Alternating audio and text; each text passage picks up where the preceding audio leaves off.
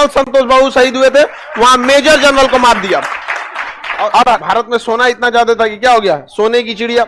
अभी भी भारत है बेरोजगारों का कबूतरखाना।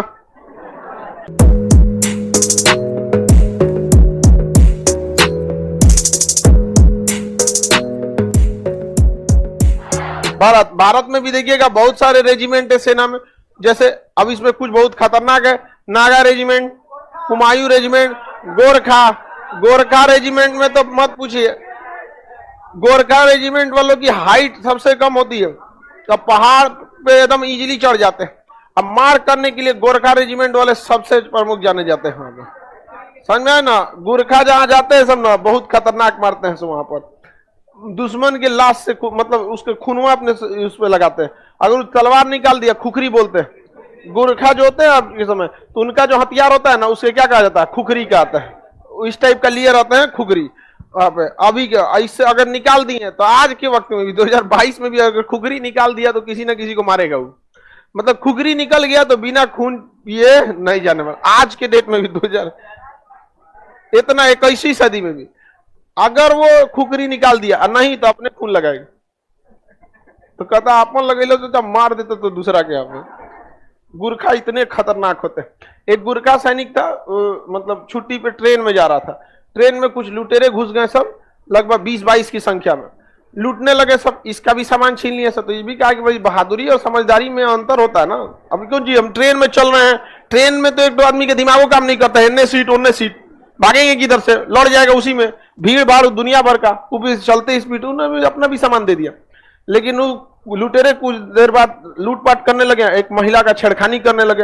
अब इसके अंदर का गुरखा जग गया, कहा इंडियन आर्मी का गुरखा। अब खुखरी लेके जाता है, निकाला मारना जब चालू किया, ऑन द स्पॉट 4 आदमी को वहीं काट दिया और पूरे के पूरे 2200 को मार के भगाया। कोई अपने पैर पे उठ के नहीं गया 2200 में से, सब लंगड़ा के गया था सब। इतना खतरनाक गुरखा बेसिकली हिमालयी क्षेत्र के रहते हैं। नेपाल और बंगाल के क्षेत्र में ये गुरखा ज्यादा पाए जाते हैं। एक बार तो आंदोलन ही हो गया था आज से 6 साल पहले, गोरखा लैंड को लेकर। बंगाल और आसाम के एरिया से काट के वो अपनी मांग कर रहे थे, हमको क्या चाहिए, गोरखा लैंड। समझ में आया कि नहीं? बहुत खतरनाक भारत के सैनिक। हर भारत का हर रेजिमेंट की अलग अलग कहानी है। जैसे बिहार रेजिमेंट है, बाढ़ के समय में दे दीजिए, दोह के मार देगा उनको। राजस्थान वाला तो थार का एरिया है। तो हर रेजिमेंट इसलिए बनाया जाता है ना कि वो किस एरिया में सरवाइव कर सकता है। अब जैसे बिहार के सैनिकों को आप अगर कहिएगा बहुत ज्यादा माउंटेन पे करने के लिए, तो नेचुरली वो नहीं है। वो अलग बात है कि ट्रेनिंग के दम पर उनको आप कहीं पे भेज सकते हैं, बट नेचुरली नहीं है। और अगर पहाड़ पे भेजना है तो उत्तराखंड के कुमाऊं रेजिमेंट को भेजिए ना, गढ़वाला कुमाऊं, पहाड़े पे उन लोग का जन्म हुआ है।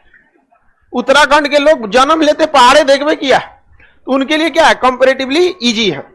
समझ में आया कि नहीं? अब हम लोग को कोई थार के मरुस्थल में भेज देगा, गर्मिया में छोड़ देगा चमड़ा। लेकिन सेना क्या इतना बेहतरीन ट्रेनिंग होती है कि कहीं भी एकोमोडाइज कर सकते हैं।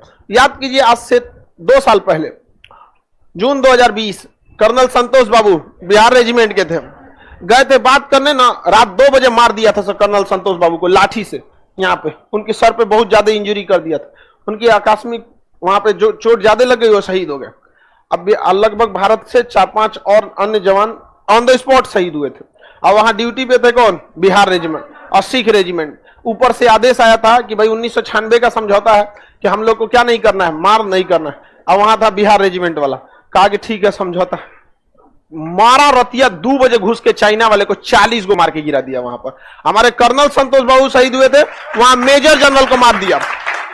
और हालत ये हो गया मेजर जनरल को मारने के बाद कि वहां बिहार रेजिमेंट डटी रही, वहां सिख रेजिमेंट डटी रही, और वहां चाइना की ओर से 9 बार ट्रांसफर हुआ। जो आता था उसका तबीयत खराब हो जाता था, चल जाता। तबीयत नहीं खराब होता था, डर के पेट खराब हो जाता था। समझ में आ गया कि नहीं आ गया? मारा घुस के रतिया 2 बजे मारा। लोग पूछे, लोग यहाँ पे ऊपर से आदेश आया दिल्ली से, समझौता है।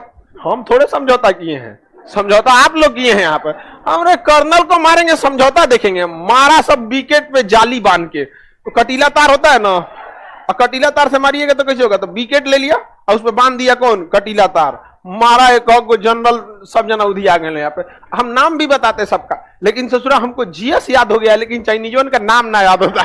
छोटा सबका नाम ऐसा लगता है जैसे लगता है दवाई का नाम है कौन, पागल की तरह रहता है तो। लेकिन मारा सब बहुत जबरदस्त।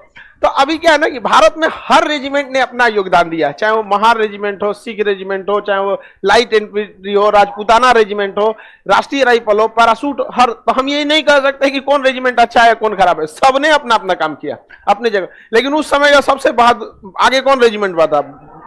भारत का। कौन था? भारत। दशराज के युद्ध में किस कबीले की जीत हुई? भारत। भारत का नाम क्या पड़ गया? भारत। और भारत में सोना इतना ज्यादा था कि क्या हो गया? सोने की चिड़िया। अभी भी भारत है बेरोजगारों का कबूतर खाना।